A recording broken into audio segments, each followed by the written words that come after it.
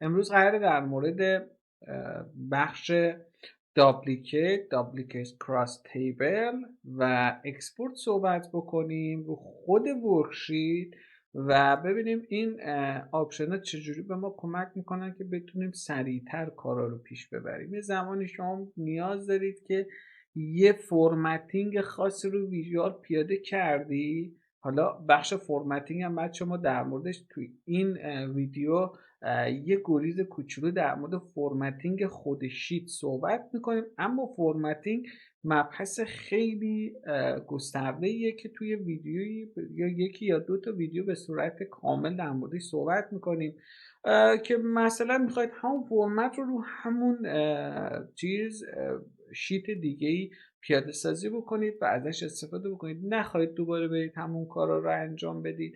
بریم با هم دیگه سریعتر تو نرم افزار این ویژگی رو ببینیم چجوری میتونیم ازشون استفاده بکنیم.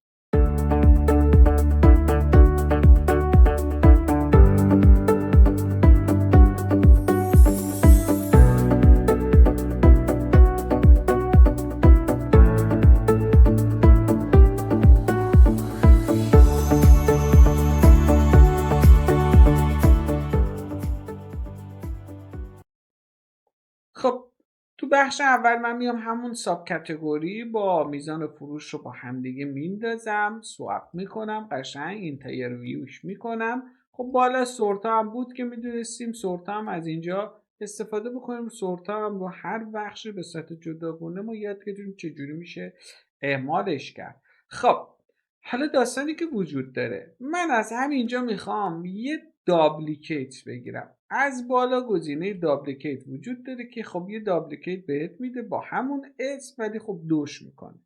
اما یه گزینه دیگه روی خود این شیت کلیک راست بکنید، گزینه دابلیکیت داره که مثل بالا عمل میکنه. بچه تو شیت هم هست ولی اینجا دابلیکیت از کراس تب داره. خب اینجا گزینه داره به اسم دابلیکیت از کراس تب. حالا داستانش چیه؟ روی اینم کلیک کنید همین گزینه وجود داره، میاد یه کراس تب بهتون میده، دیتا به صورت تیبلی داره بهتون نمایش میده که میتونید از این گزینه هم استفاده بکنید. زمانی هست نیاز دارید استفاده بکنید. حالا گزینه که وجود داره، من میخوام بیام اینجا این شیت رو کامل اول از اینکه عدد بهش بدم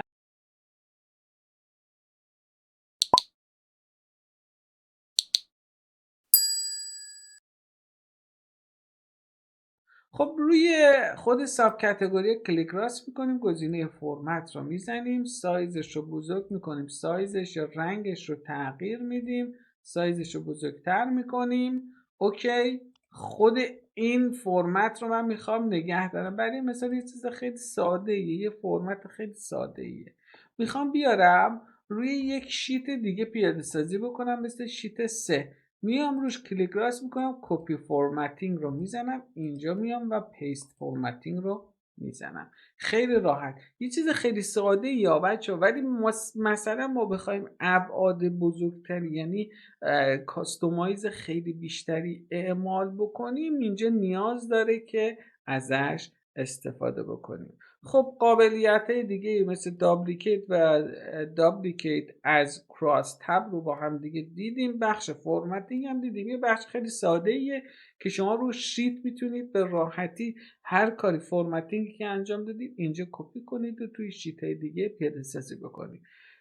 میگم بخش فرمتینگ هر بخش فرمتینگ خودشو داره. حالا استپ با استپ با هم دیگه میریم جلو. حالا ما یه بخش کوچیک فرمت رو پیاده سازی کردیم، حالا المان های مختلفی داره باید در موردش کامل توضیح بدیم، ولی بخش فرمتینگش اینجوری خیلی ساده شما میتونید ازش استفاده بکنید. اگر این ویدیو برات کارآمد بود ممنون میشم لایک، کامنت و سابسکرایب رو فراموش نکنید.